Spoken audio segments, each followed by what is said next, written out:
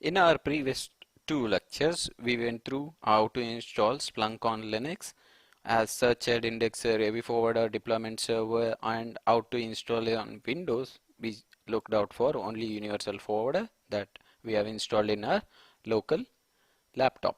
And these will be sending logs to our AV forwarder. Then AV forwarder will pass the logs and send it to our indexer. Now, let's see some of the basic commands for the everyday operation as Splunk.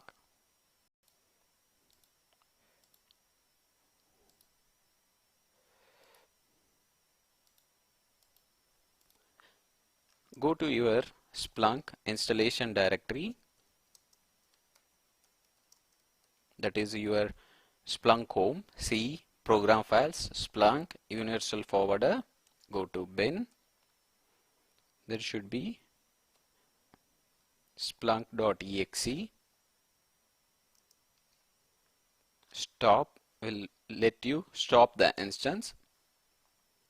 Similarly, start or restart option should be able to bring up your service. Since our Splunk universal forwarder doesn't have a web GUI content, there is only one port that has been used, that is 8089, and rest of the ports are not being used. The universal forwarder does only one job of fetching the data and forwarding it to other Splunk instance. Now we know how to start, stop or restart our Splunk instance in our Windows. Let us see on Linux. Couple of tutorials back we installed our Splunk instance. Now by default Splunk is installed under /opt Splunk directory.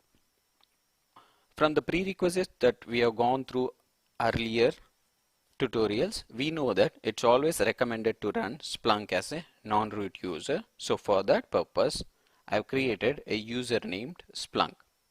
I'll be using this user to perform all Splunk actions like starting, stopping, editing configuration.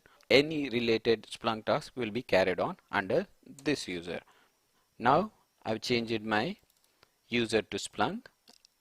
Let me start Splunk for the first time. You'll get couple of screens which I'll go through them one by one. As soon as I hit OPT Splunk start, it popped up an license agreement, where in Windows case we had a checkbox just to check the agreement. Here it displays. If you want to read, just hit on space so that it will continue showing the entire license.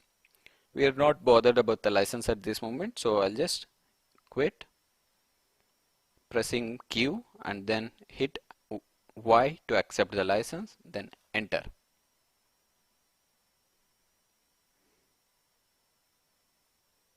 Now our Splunk search head has been started successfully. Here there are a couple of messages. Let us go through one by one. Here is our license accepting. This was the last line before accepting license. So once we have accepted, it says this is the first time you are running the Splunk on this machine. Yes, we have just installed and we have just started up. It is just copying some of the configuration from default to local. We'll go through them one by one, and it generated certificates. Those are Splunk internal certificate for communication and exchange of data, and even HTTPS. It generates these certificates. Here is the certificate that it was generated.